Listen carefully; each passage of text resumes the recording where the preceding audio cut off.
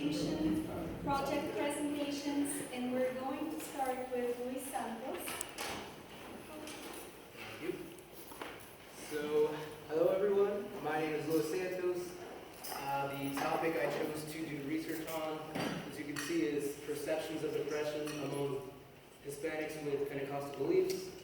One reason why I chose to do this topic is, as you might be able to see, I am Hispanic, specifically Puerto Rican. I also identify as Christian. The main reason, though, is because this population is severely underrepresented in the field of psychology. So, depression is a mood disorder. It is characterized as being in a sad state. It's demotivated, loss of enjoyment in things for a minimum of 2 weeks. It is one of the leading direct causes of the global disease burden, which is a 2010 global study. As you can see, in the United States, 1 in 5 adults are screened positive for at least mild depressive symptoms. As far as seeking treatment, ethnic minorities are more likely to lack sufficient mental health treatment when compared to non-Hispanic whites. This reason might be for reasons such as differences in socioeconomic status, the stigma that is associated with seeking mental health treatment, and existing beliefs within the individual. So, the relationship between Christianity and psychology historically is not that great. In the past, famous psychologists have criticized religion. They described it as being one possible cause of mental illness. A famous example would be Sigmund Freud, who considered it a delusion. Historically, liberal-minded Christians began adopting psychological techniques and studies from psychologists revealing that many people do go to a clergy, being a pastor or a priest, before a mental health professional has helped the relationship, theoretically due to mutual interest in helping people. But there's still a negativity that exists within that relationship. For example, Pentecostals still report a distrust of secular psychologists. This could be due to the difference in belief of the causes of depression and how to treat depression. They seem to believe that secular psychologists will not provide effective treatment, since they would consider it as something that is either caused by social or genetic factors, not necessarily spiritual factors. As you can see, Pentecostals report spiritual-based treatments as being very effective in treating depression. So the complexity of depression does increase when you add a variable such as ethnic background. Hispanics, for example, are especially at risk for mental health care, to lack mental health care when compared to non-Hispanic whites. Immigrants, in particular, have a difficult time obtaining mental health care. This could be due to, for reasons such as language barrier, the lack of knowledge that there are resources to help people with mental health issues. Also, differences in financial resources, maybe lack of. Hispanics also report depression being caused by internal or social factors, not necessarily genetic factors. So, because of this, they also report a suspicion of antidepressant medication. This is due to the perception that it's seen as addictive. So they prefer other treatments such as counseling, talk therapy, coping with, by speaking to families or friends.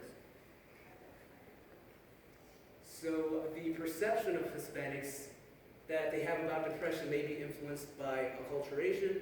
Now, what is acculturation? Acculturation is a cultural and psychological change that occurs between two or more groups over a period of time.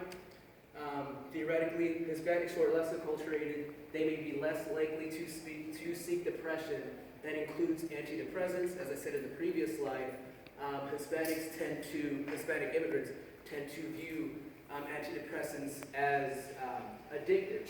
So the more inclined you are to identify with your heritage culture as a Hispanic and not the mainstream culture or the host culture, then you would not, theoretically you would see depression as being something that is socially caused, and depression, antidepressants being addictive. So they also see depression as being caused by difficult life experiences, so medication is not necessary to treat it.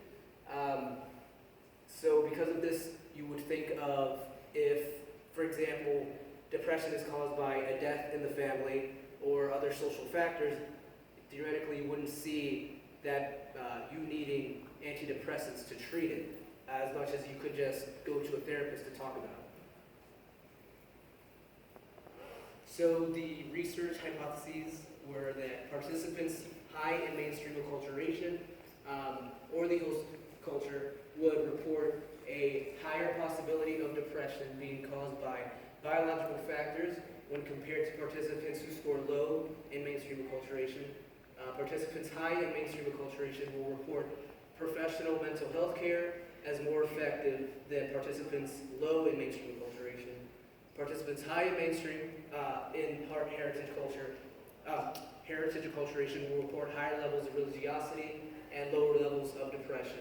Participants who report social and spiritual causes for depression will report social and spiritual causes for depression more than biological causes. And participants will report spiritual treatments as being more effective than other treatments, which consist of antidepressants or counseling therapy with a secular psychologist or a therapist. So the participants, as you can see, consisted of 142 eligible people. There is a bit more females than males. The average age is about 45. For the surveys, the languages, it was about half for English and for Spanish. Ethnic background, overwhelmingly Puerto Rican, as you can see, 91.5%. For their social economic status, it was from working to middle class. There was not really a population above that. So for the procedures and measures, recruitment was from 9 different Pentecostal churches, which consisted of mostly Hispanic members. The pastors were spoken to. They were asked permission if we were allowed to do research among the congregation. They gave us their permission through signature. We gave incentive in the form of $5 Wawa gift cards, which they, happily accepted. The survey was translated and back translated from English to Spanish from 2 different professional translators. The questionnaire was composed of 5 different sections. 1, the short Christian orthodoxy scale, which measures religiosity. The depression cause and cure survey, which measures possible causes and treatments of depression. The Vancouver Index of Acculturation, which measures acculturation on heritage or mainstream culture. The Patient Health Questionnaire 9, or PHQ-9, which measures depressive symptoms, and the demographics, which consist of age, gender, socioeconomic status, frequency of church attendance, so on and so forth. So these are the descriptives of variables. As you can see, they're all here except for 2, being the short Christian orthodoxy scale and the Patient Health Questionnaire, because they were not normally distributed due to participants reporting high or scoring high on religiosity and scoring very low on depression. So these are the correlations. So our first hypothesis was supported. As you can see, there's a positive relationship between mainstream and biological causes. So those who scored high in mainstream tended to be more open to biological causes of depression. Our second hypothesis was not supported, but our third hypothesis was partially supported, in that there was a positive relationship between heritage culture and religiosity, but there was no relationship between heritage culture and depression. So we performed a pair T-test for the fourth and fifth hypothesis.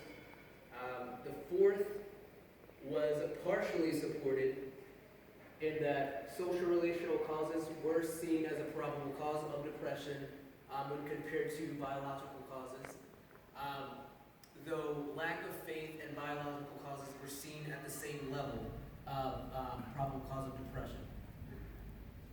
Our fifth, though, was also supported. Pentecostals reported faith-based treatments being very effective, more effective than professional psychological treatments. So, mainstream acculturation was associated with belief that depression can have biological causes. Mainstream acculturation was not associated with belief in professional health care being an effective treatment. Heritage acculturation was associated with higher levels of religiosity, but there was no relationship with depression. Hispanic Pentecostals in Cumberland County associated depression with mostly social relational causes, with biological and spiritual causes, both seen at similar levels of causality, though not statistically significant. It was close enough where further research may be able to verify if this is in fact true. Hispanic Pentecostals in Cumberland County also considered spiritual treatments as more effective than other professional treatments, being composed of counseling therapy with secular therapists or antidepressants. So even though limitations is not on here, limitations include there was no comparison group. So as a result, this can't be applied to the population outside of the Cumberland County area. The participants also reported, a large chunk reported not having finished high school, so there may have been some confusion amongst them taking the survey, especially since the survey, when it was translated into Spanish, it was translated into a formal Spanish. So they may have had trouble deciphering some of the items. So for the implications, mental health professionals need to take spiritual and cultural beliefs into consideration when giving treatment. Outreach programs for the pastors can help inform them on depression, and since they are considered the leaders of the church and they have huge influence among their congregation, they can also teach their congregation what depression is and how you can treat it. Combining those spiritual and professional treatments can help those who identify as Hispanic Pentecostal in the Cumberland County area obtain more effective treatment. So this could include going to a psychologist who also identifies as a Christian, or simply having them go to a psychologist on some days, and then obtaining faith-based treatments from their church. Further research in this area can help examine if these results apply for the Hispanic population, Pentecostal population outside of the Cumberland County area, which I do plan on doing in grad school. So I'd like to thank the pastors who allowed me to include their congregation in the project, to the participants who gave me their time through incentive of $5 off gift cards, to take the survey, to the translators of the questionnaire, to my girlfriend for giving me the resources of churches I didn't even know existed, for the funding from the RU, to Professor Fleck and Professor Shu, who were part of the distinction committee and gave their time to help with research, and to Professor Kay for being head of the distinction committee and helping me a ridiculous amount of this research. And to all of you for listening. So thank you. Any comments, questions, concerns?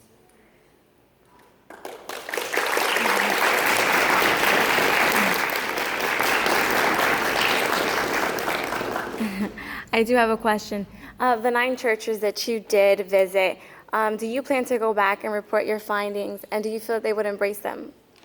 I do plan on going back to those churches. They were very open to me coming back and reporting my results. As far as following them, it would probably be a mixed bag. Some churches were more traditional in the sense of their beliefs, and some were more open. So, yeah, it'd probably be a mixed bag. Very well. Yes? I just wanted to say it was a great presentation, and thank you for your hard work.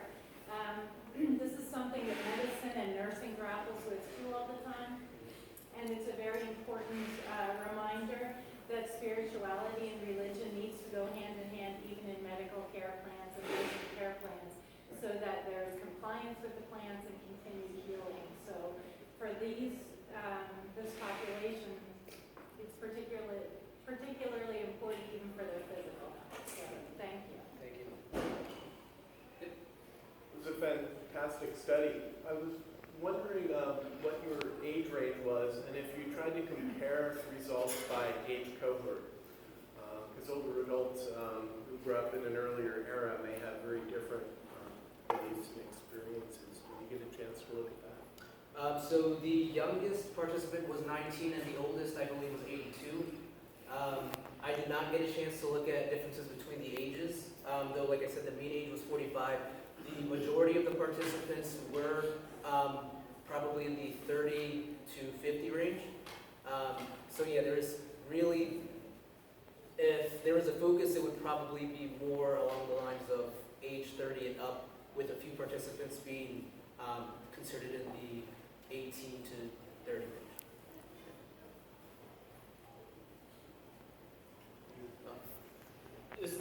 I'm gonna ask you to kind of just pontificate a little bit, but are you familiar with the Latino health paradox? It's that how immigrants are less likely to be depressed than those who. Yeah, so it's that more often than not, Hispanics tend to be healthier compared to their non-Hispanic counterparts based off of like socioeconomic categories, and the longer that Hispanics tend to be in this country, the worse off their health tends to be. And so I'm curious to hear if you think maybe what role religion might play in that. In maybe is it a buffering factor for Hispanics, and maybe as they acculturate, as families acculturate over time, they may lose religion, and that might lead to some of their negative health outcomes. It is possible. I do see religion being a factor as far as since heritage, as we saw, heritage did have a relationship with religiosity. It does make sense that those who are more into with their heritage culture, at least the Hispanic population, would have better coping strategies. As far as the young go, it's very interesting. I've actually read a study on among Puerto Ricans, as a matter of fact, who were compared between adults and their children. They were all minors, and the adults, they perceived depression with more, I guess, like a volatile perception, and their children were actually more open to more mainstream treatment. So from what I understood, the parents are more open to getting more open to like their religious factors, so that might have a factor in how they cope better with depression. So knowing about this research, then as parents, do you think parents should encourage more of the mainstreaming of their children, or more encouraging of the embracing the heritage? So it is like acculturation, right? So which side do you think should be more emphasized based on the research?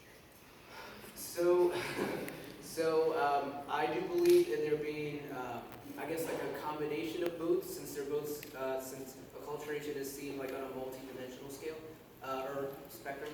I do believe that, like Canada, for example, is actually very open to embracing your heritage culture, but also embracing the mainstream culture. I do believe that both are important. To lose one, I wouldn't be surprised if it would have a negative effect on your mental health. So I believe that parents should enforce their heritage culture, but also enforce them adopting mainstream culture as well.